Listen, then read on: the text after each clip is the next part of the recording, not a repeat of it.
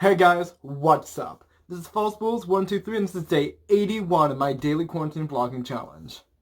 Oh my goodness, that is so high.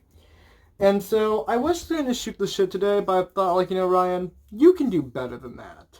And so, I decided to, I kind of felt like doing a bookish video. I know I literally just did a reading vlog yesterday, but, you know, I want to do more bookish content on YouTube, and I think that, looking into, trying different styles of bookish content will be good if I want to, incorporate into my channel.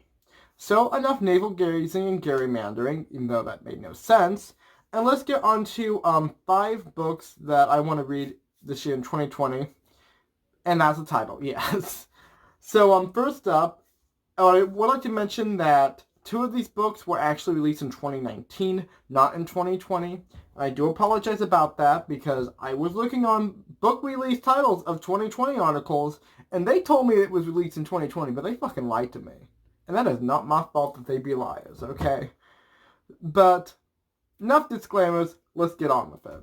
So The Only Good Indians, number 1, The Only Good Indians by Stephen Graham Jones. And it's going to be released on July 14th, hopefully. Remember, I mentioned it in my stay-at-home book tag video. If you haven't seen that, please watch it. Hopefully you enjoy it.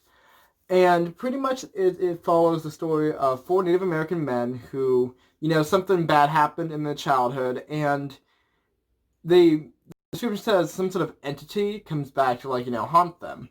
And so I'm just like, by entity, do you mean, Native American mythology and, spirits, or do you mean just emotional trauma? Because it's if we're going the supernatural angle with it, I am so fucking down for that, because not only do you just not see any Native American representation in books, you also just don't get a lot of descriptions of Native American mythology, which sucks because of all the different mythologies out there. Native American mythology, and I say it it's this monolithic thing, but there are thousands of nations with their own mythologies and religion and all this other stuff. So obviously not everything is exact. It's not monolithic. It is a variety of interwoven mythology shared by diverse groups of people who are indigenous to the country. But basically, I'm completely fascinated by all the different mythologies that have it for the different groups of Native Americans, like the Plains Indians and Pacific Northwest, and just how those really are affected. And so it's such a fascinating concept because there are just so many different stories that are told by these groups of people that you just don't really get to see a lot in books. You always just have all of these German retellings of when it comes to fantastical retellings of things, you always have just a very ethnocentric, European-centric, view of folklore, which can be very bland and passe. And even if people are doing retellings involving the whole gods and demons aspect, it's always just your standard sort of Norse, Egyptian, and Greek pantheons instead of the many other I guess mythology and religions that you can draw from for fantasy series. And so I'm really excited to see, read about it, because I'm really interested to, read more Native American representation, but I also want to see more of that mythology and that lore and that culture in fantasy novels and supernatural novels. So, I'm excited for that. Let's see, next up is number 2, My Dog Vanessa by Kate Elizabeth Russell, and that came out on March 10th, apparently. I know a few booktubers have read it, and I don't remember if they enjoyed it or not because I'm a dumb bitch, but basically it's supposed to be about this teacher-student relationship, and I thought that was really interesting. I think, it's definitely an issue in our culture, though I feel among the issues that we're facing these days, bit down the totem pole, to use colloquialism. But it's I think that would be an interesting concept, and it's definitely something I would like to read about, just to have that power balance, and see how, messed up that relationship is, and if they, had that social commentary. I also read that it might have had something to do with, the Me Too movement, which I think is something that I definitely want to read about, and better understand sort of the issues that pertain to, in our culture. Let's see. Also, I don't really mention it, but I do have plans later on when I actually officially start my sort of booktube side of my channel is that I want to be doing the sort of aesthetical reads for like Tumblr aesthetics. And I'm thinking My Dark Vanessa would be the perfect type of book to read if I was like, exploring sort of the teacher crush community and being just like reading books about that type of thing. Because it seems like a more based and realistic idea of this instead of just some sort of weird like Wattpad king shit, Not to discredit Wattpad, but like just fanfiction is self-fulfillment, and that is the honest truth for most of the time. So let's move on. Number 3 is Such a Fun Age by Kylie Reed, and this actually came out December 31st, 2019, so like right on the cusp of 2020. And it essentially follows the story of, a affluent white family who has a African-American nanny. And so one day the mother's just like, hey, like, can you just take my daughter to like the store? And she's like, okay. And this guard stops her and she's just like, you kidnapped that child. And like, it's like super fucking racist. And so she basically, I guess the mother has to like, confront like, the systematic and institutionalized racism of the world and just all of these ridiculous things. And I think that's really, really shitty. Just like, the thing how it happened, but I'm also really interested in, like, that dynamic, about how it is to have, like, a nanny, and, like, how it, like, it affects the family, and how, like, her being, I guess, a domestic servant, is that the phrase? Like, is affecting her life. And I think that is, like, really shitty, because it's, like, I know when I was working as a cashier, if I saw, like, someone who had, a mixed, like, saw a family who was, like, they were a person of color and they had like a white kid, like I wouldn't assume that they kidnapped them. I'm thinking like, oh, maybe they're adopted, maybe like the child's mixed race and like their husband or wife is white, like, or maybe it's like from a different marriage. Like there's many reasons why why families can have different ethnicities and different just like racial heritages, and it's just absolutely absurd to assume the complete worst about that type of thing. And it's just, I want to read that book because, like, I want there to be some justice for this person, some justice for this character, because of the absolute absurdity of, like, this, like, the antagonist bigotry. And I also think, like, in this time period, like, where we're dealing with, like, all of the shit that's been happening, I think it would also be a very enlightening book to read about, to really consider all of the issues that, like, she's facing. Next up, it is number 4, Woman on the Edge by Samantha M. Bailey. I love, like, titles like that are just, like, so extreme sounding, because you're just like, she's on the edge or something. And what's the book about, Ryan? Pretty much it's the story of this woman, and she's just, like, minding her own business, like, checking social media, like, maybe checking Tinder, who knows. And, like, and she's on a subway platform, she's waiting for a train.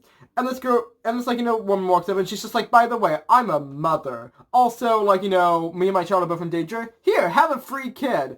And then the mother jumps in front of a train and kills herself. And you're like, okay, fam, what the fuck just happened? Like, seriously. And, this girl, she gets a free kid. And she's like, okay, this is weird. Apparently, she's been, like, trying to get a kid for a while. So the policemen are just like, see, you said she jumped in front of a train, but it's like, did you murder her for a free baby? Is that what happened, honey? And she's like, no, I didn't. And so she's basically trying to, like, prove that she didn't totally just murder a random woman for her kid and, like, figure out what's happening. And I think that's, like, really interesting just because I love really weird premises like that. And I'm thinking, I like this in thrillers because it's just like, yeah, prove the story. Maybe something's good gonna come out of it. Or maybe it'll be like, and I'm just going to frickin' throw it in your face, Have You Seen Me by Kate White. That one sucked. That was not a good book. There's like, maybe it's a good thriller, maybe it's a bad thriller, I don't know, but it sounds interesting. And I'm just like, I am intrigued by this premise, madame. And so, to round out it, number 5, I always want to be like reading food writing and cookbooks because I am a cook, I am a culinarian, I like food. And so it's like, I want to definitely be able to bring my expertise and my knowledge to BookTube by, looking at the food writing that's out there, by enjoying that section, which I feel like a lot of other booktubers might not really have either the knowledge or the ability to appreciate such content. And that's not to say like you can't enjoy something if you're like enough from the profession. I can like read a memoir about an electrician even though I don't know how to like screw in a light bulb half the time. But it's like I'm just like not sure if like a lot of other like readers might be interested in reading about something that's like either very niche or very technical. And so I'm the person that's just like, oh my goodness, tell me about 5 different kinds of butter. I am like your absolute fan, like. And so it's like I want to be able to bring my own expertise and interest into the community. And so that's why the fifth one is actually a cookbook. And that is The Kitchen Without Borders from the Eat Offbeat Chefs, which is so cool. Basically, what the cookbook's about is that Eat Offbeat is this collective in New York, which is comprised of a bunch of immigrants who basically want to make their own cultural, staples of their cuisines and, have that for, a diverse audience. And so they're bringing their own cuisines and their own cultures to the States and sort of helping expose people to them. And I think that is so fucking awesome. If you guys don't really know much about, me as a cook, me as, I guess, just, my sort of cooking philosophy, I love international cooking so much. I absolutely love, learning about all these, different cultures and how, the cuisines are affected by that and, all the different ways that, food is handled.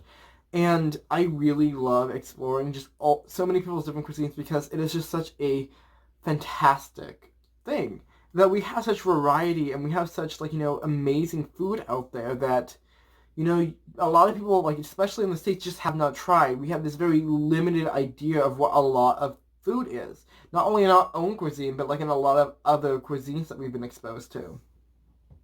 And so it's I would love to see, so many different, cuisines, so many different cultures actually brought to America where, we can be able to share our cuisines and explore and, have these tastes.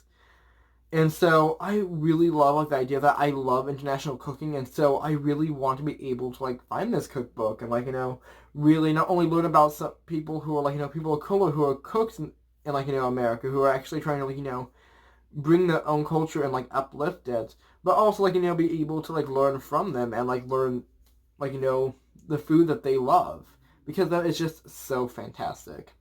Because also if you guys haven't, I don't think I've ever shown you my cookbook collection. I will be showing you that sometime this year, hopefully.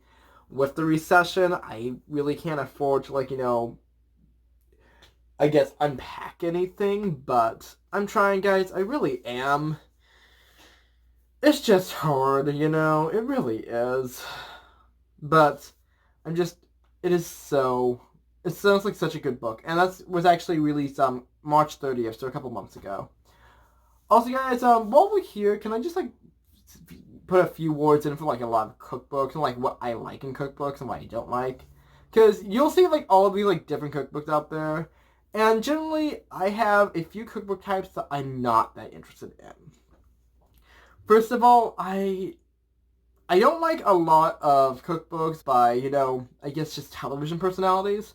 Not so much Rachel Ray or Anthony Bourdain, things like that, cook that actually have some love of food or something, but more your HGTV style people. I don't care about Magnolia Farms or the Chip and Joanna Gaines, is that their names? But I don't care about a lot of those affluent white people who rebuild houses and then think that they should tell me what to put on my dining table. Because I don't care about these people and they're bland and passe as a devil egg, They don't have any interesting personality bits, and I don't dislike them. Also, I don't like the Pioneer Woman. I like her blog, and I think she has a good writing style, but just her aesthetic and just her as a person, I dislike for some reason, and I don't know why. It's something about her that just puts a bad taste in my mouth, and I do not know what it is. Another thing I don't really care for that I will not pick up if it's a cookbook is usually just sort of branded cookbooks. So there's obviously cookbooks out there that definitely deserve to be creative. Think the Bob's Burger cookbook or Binging with Babish. She did a cookbook. And so they're taking, like, recipes that you see on television that you're interested in making, and they make them realistic. Dr. Seuss also has an official cookbook. So, like, stuff like that, that's cool. It's an adaptation in a very novel way, connecting to a property that you love. But then there will be other cookbooks that you wonder, why is there a cookbook for this? Because it's usually around an intellectual property that isn't food-centric. Like, I was doing some research, like, before this video, and there's a Friends cookbook coming out, and I'm thinking, who the fuck still watches Friends? This isn't the 90s. Like, I've moved on to much better sitcoms than Friends, and I'm sorry if you like Friends, but let's be honest, it was trash. Like, I'm just hot take, like, there are better sitcoms out there. Also, I hate the Brady Bunch, but that's neither here nor there. But it's like, why is there a cookbook for that? Like, do we need this? Do we really? And we don't. Other cookbooks I'll usually avoid are just sort of the, I guess, sort of new age health style cookbooks where it's like 50 recipes to, like, release your inner goddess and praise the sun and, like, getting you all this energy, because I dislike diet culture for many, many reasons. I don't think that dieting is bad. I don't think that health, like, taking care of your health, is bad. And I definitely think that, like, as someone who loves to eat and loves to eat a lot, you need to have a very healthy relationship between your body and food. But at the same time, this them bitches eating avocado toast sprinkled with chia seeds, and it's rubbish. Not that you can't enjoy avocado toast. Not that you can't enjoy healthy, protein-packed, and nutritious food. But at the same time, there comes a point where people will eat things simply because it's healthy without any consideration of the taste or aesthetical value of the food, which is just, it's bullshit. Eat food because you enjoy it, not because you think it's going to, like, magically fix your life because it's thermoactive or some other healthy, like, health buzz, like, thing that is just so unrealistic. Acacia berries are not some magical bullet that's going to make you drop 50 pounds. They're just tasty. It's like, I dislike health food trends because it's insulting to, the gourmet world in general, and it's insulting to, like, a lot of people's intelligence. And you may find me on that, and definitely put down your opinions below about, like, how you consider, like, health food and all that, but it's just, I'm not going to read a book because it's, like, supposed to be, like, this magical healthy tour. I might read a book because I'm interested in the concept, or because it's a very specific cuisine that I have not experienced and want to know more about. I would totally read a book about just vegetable dishes or vegan and vegetarian food if it was, like, presented to me in a very interesting way. But I'm not going to pick up a book because it's going to, like, realign my chakras or something. And that's not to discredit the Hindu faith. I'm talking more about the very white appropriative usage of things like that, where it's just, like, a lot of very new age spiritualism, but very bastardized. I believe you understand, like, what I'm getting at. If not, I do apologize, and I do apologize if my phrasing is insensitive, but go off. Anyway, guys, that went on for way too long. I wanted this video to be a lot shorter, but when can I ever shut the fuck up? So, you dealt with it. Coming up, like, this week, I'm going to be playing my ukulele, going to do some Let's Plays. So, I think we're going to have some fun. I'm also trying to, like, catch up on my editing. I think I'm doing pretty good, and let me just check right now and see where we are with the... I believe I'm on, let's see, day 74? No, I am not. I am on day 70. So, we're getting there. We're surely but surely, we're getting there. And, I'm catching up. I'm doing my best. So, like, just keep watching my content, guys, if you enjoy it. If not, I don't really know what I can tell you. Like, watch somebody else, I guess. But, yeah. You can always like, comment, and subscribe. I'll let you do it. You can always share this with your friend if you want to. This helps me grow my channel, and it helps me, like, just live a little easier, I guess. I don't know. So, guys, thanks for watching. False Bulls 1, 2, 3, and I'm signing off.